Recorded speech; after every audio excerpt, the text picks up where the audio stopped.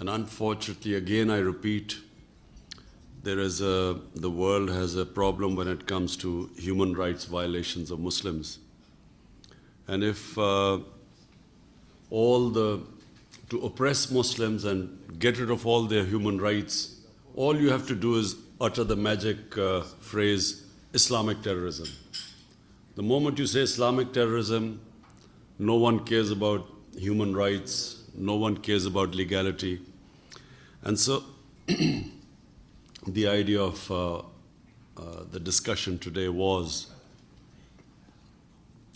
that we should just come up with some sort of a plan how we can stand up for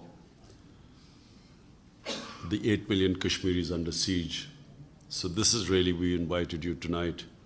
And during the time of these next few days, 3 days of the UNGA, we hope that we can come up with some sort of a strategy to prick the conscience of the world, make them understand that this is, they're human beings, not animals, who've been locked inside their houses, old, young, children, sick people, all of them, no hospitals functioning, children not going to school.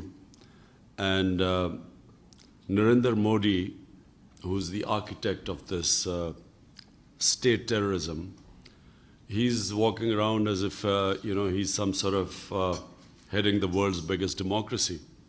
Which democracy allows this nonsense to its own citizens? And the Kashmiris are not even citizens of India. It's a disputed territory according to the United Nations resolution. So I would just open the floor for discussion while we eat. We can just talk about it. Thank you.